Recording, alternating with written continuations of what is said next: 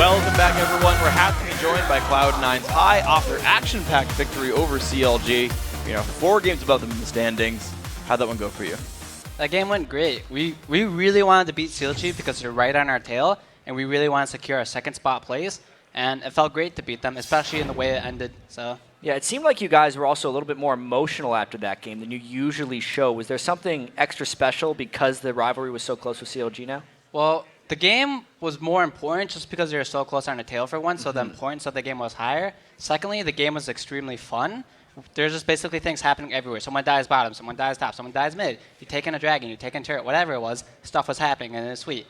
And like the way we ended it, once again, like I just killed both of them. I only wanted Link. I didn't think I was gonna get double of 2, so we got a double kill, and then we're just like, oh wait, can we end the game? We can end the game. Let's go. And then it's just really fun. Yeah, and of course, it really worked well for you guys. So let's go back to how it began, though. Level 1 didn't go as planned. Yeah. What happened? So we kind of got baited into them right there. I think they either know our strategy, so technically we like doing things at level 1, right? And then they sent Evelyn to get harassed down by Morgana. So we wanted to go in and fight him because Amagragas and Morgana are really strong at level 1. But they saw that coming and they pushed out Lucian from mid. So then Ziggs got to sneak into that brush, and I think Leona was in there too. So when we face checked them, we kind of just died. We're like crap. But we didn't back down. We re-invaded after that. We didn't back down. Yeah, so actually 2 follow-ups on that. So first of all, actually, the Ziggs and Leona both actually followed behind Evelyn. They didn't even go down mid. They actually went down the side in the first place, so mid wouldn't have even helped you. Second, you did go for the invade. Tell me why you still went for the invade after the death. Well, at that point in time, we died, and we're just like, F it, we're going back in. Why not? So we just got the ward down, we got the blue buff, and then doing that, we would know Evelyn would be on the top side of the jungle. So we knew she would not be bottom, so we wanted to put a bit of pressure down bottom lane. And if Evelyn gets her blue buff taken, she'll start our blue or her red and go to the other buff. And she'll be on the top side of the map.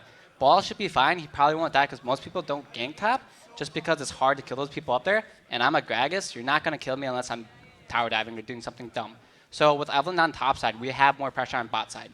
Yeah. And we got to extend that pressure.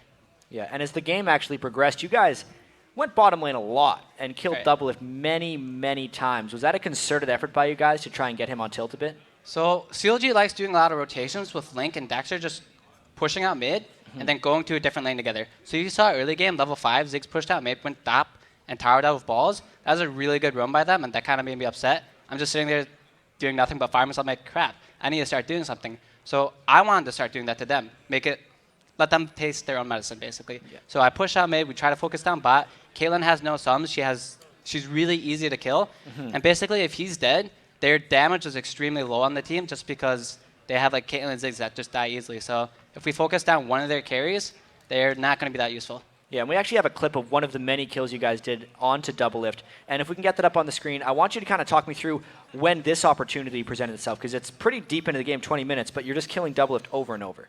Okay. I believe this was after they took our bot turret, and I just started chasing down here. So I told Midos to chase after them just because their blue was up at the same time. So I'm like, yo, let's go, let's go, let's go. So we're either going to take their blue or we're going to get a kill. It turns out we get the kill. We get a couple kills, actually, and their blue buff. So they were just way too greedy with here. They probably should have just sacrificed Afro and Doublelift and just let Ziggs live. But he dies too, and we get their blue buff. So we get a triple kill and the objective we were going for. So they just handed us things. Yeah, and with a team that is so heavily rotation-based like CLG has been lately, how are you able to kind of just be better than them this game? You explained it a little bit. Was it a picks and bans thing as well? Right. So against CLG, it's very important to ward versus them. Like I said earlier, they like roaming, and especially with Evelyn. If you can keep track of where Evelyn is, she can't do that much. Part of her power is just because she's invisible. But if you know where she is on the map, your laners aren't afraid anymore, and she doesn't put that much pressure if she's just known where she is. So you get good wards up, and you basically catch them during their rotations, or you just rotate and make them react to you. So you have those 2 options to play against CLG. And talking about picks and bans and junglers, we talked to Dexter a bit before this game, and he said, yeah, if Meteos plays on a certain champion, I know how he plays and we can outplay him. I'm guessing that's probably Elise, and they kind of let you take that first pick. One, do you think they're giving you Elise for any special reason, and you're just like happy to play it anyway? Or like how good is Meteos as Elise? So the last time we played CLG, they gave Meteos Elise, and that went well for them. So I imagine he was talking about Elise. I could be wrong, but that was my initial thought when he said he knew how Meteos plays. So I guess I don't know, that didn't work out that well for him that game, because Meteos kind of like dumpstered all over bot lane. So that didn't work out too well for him that game. Yeah, Mitos had a fantastic game, and there are also like so many team fights and little skirmishes in the game that it's hard to eliminate it into one. Right. But there's a pretty big one if we can get the next replay we have actually up onto the screen here. Talk to me, this was actually beforehand when the game was still very close, how this fight actually came to be.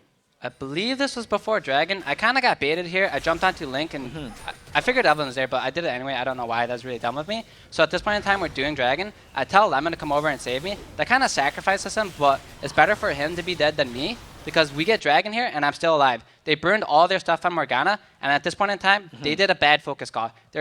Someone on their team said focus Mitos. That is not what they should have done. They should have killed me, and so that way we don't kill Link. So even if Mitos dies here, our 2 carriers are still up, and they sacrificed their carrier to kill him. So at this point in time, they have the weakest members on their team alive, and we're the strongest members on our team. So they did a bad call, and they got punished for it. That was fun. Yeah, they tried to take Dragon, which they couldn't do, and they tried to do a fight they couldn't do. They probably should have just pushed mid and taken 2 turrets or something instead, but they didn't want to lose Dragon, and they fought a bad fight. So how do you make those split decision calls where like you actually know what their best play is going into this fight, and then you're like, oh, they did the wrong one? Like, how does that split calling go? So as far as in the game itself, I'm not necessarily thinking, hey, they should have pushed mid. I'm just reacting to what they're doing at the moment. So I knew they were coming down to fight us, and I knew we could win the fight as long as we played it right. So I just cut it down, and looking at the game now, it's a lot easier for me to be able to see, hey, they should have done this and this. And it's a lot easier for them to do that as well. I'm sure in the game, they probably thought it was a good idea to do it, but when they can watch it afterwards, they'll be like, oh, crap, we probably should just push mid. So it was just a bad call during the game, but I'm sure they can watch it afterwards and be like, hey, that's what we should have done instead. Yeah, and you guys now with a 4-0 record in the Super Week improved to 16-4 overall in the season. It's not the same record you guys had last split because you guys were nearly unstoppable in NA, but if you kind of compared it to your just overall team strength, where are you guys now as compared to the 2013 summer split? So in summer split, we went 28-3. We were a good team back then, but the reason we were so dominant was just because all the other teams were just much worse than they are now. So we went into this spring split. Is this the spring split? Yeah. So we went into this spring split, and even though our team got better, it's just the other teams got much better than they were in the previous split. So it's not like we got worse. It's just the other teams got much better. So it's hard to stay dominant when other teams have improved so much, just because unless you're like SKT, you're gonna drop games eventually. So other teams just improved. So. It's cool. So you guys actually have come through then. I know at the beginning of the season you guys said we wanted to play a more aggressive style, get everything going early on, kind of much more. Is that style still working out for you guys? You say your team's much improved. So it depends on the game. Last split we did a lot of AFK farming in our jungle, and Mitos comes out being like 2,500 HP, just basically like a god. But this time around, he's doing a lot of things, sacrificing his own power just to make us stronger. So this way around, we have more power early game, especially in our carries, relative to our jungle last split. And it just allows us to do more things, just because the strongest people in the game are the AD carry and the AP carry. So when we're stronger, we have more options of what we can do. And we're always just trying to stick together. If he wants to go bottom or if he wants to go top, I'll see if I can come with him and just back him up, just because he won't be as strong as last time. Yeah, and you guys are still constantly improving, but knowing now that you're still not even first place in North American standings, what are your goals as the split continues? Now also knowing that the winner of the spring split is going to get to go to that All-Star Challenge. Right, so for our current goal is to stay top 2. That's the most important thing to us, because that secures our spot in the next split, and that's the most important thing. I would say the next thing we want to do is try and dethrone TSM, but unless they start losing games, it's just not going to happen. So we need them to lose, but that's not reliable. So I just want to make it into the next split and make our team better, just because we can take first place at playoffs. So I suppose if you guys did go undefeated, you would beat TSM the 4th time, win the tiebreaker, and then like be technically number 1. I mean, that could happen, but that's just like far away from now. I'm not really concerned about that at the moment. Just go 8-0. No big deal. Yeah, I don't like saying Just that. like It's pretty bad. Looking outside North America a little bit, though, I know you guys are leaving tomorrow. No, we leave right after this, actually. In Tonight. like Even 15 sooner. minutes. Yeah, to go to IM Katowice in Poland. Right. How excited are you for that tournament, playing a lot of international competition there? So it'll be our first time versus a Chinese team. We start off playing World Elite. So I'm very excited to be able to finally play a different region besides Europe, just to see how they play, what their strengths are, and just if we can match up to them. I ideally want to be able to play against KTP as well, just because so we can finally play a Korean team. Just, I don't know, the community wants it, I want it, I just want to see how it goes. So I'm extremely excited for this tournament. I wish they did like a round robin where I could play every team, but I think they have a double elimination bracket. Yeah. Okay. So that's much better than a single elimination at the very least. So I'm really excited for the tournament. As far as playing against a Chinese team, what do you think that region brings to League of Legends that you're so excited to play against? So I'm not sure if their meta has changed since Season 3 Worlds, but at Season 3 Worlds, we played against Royal a lot in scrims, and they had a really interesting strategy. They would just ditch their lanes, group together, just siege down a turret, and just like flash on you and tower dive you, and I'm just saying like, what? So it's really fun to play versus, and I'm not sure if they still do the same thing where they just have that 5-man roam squad and just try and group together as a team and force objectives early. I haven't been able to watch their games, and they're on patch 3.15, if I'm wrong. I might be right. So they're like a ton of patches behind. So them going to this tournament is going to be very interesting just to see what they'll do in this current meta. I mean, this is the region that was bringing Jungle York to Worlds, so it's always a fun one and to watch support for. Annie. Yeah, of course, exactly. And that's, of course, now everywhere here. Have you gotten to, I guess you said you haven't gotten to watch a whole lot of the scene just yet. Then what do you hope to learn then in international competitions? Just new strategies you guys can employ or what? Right.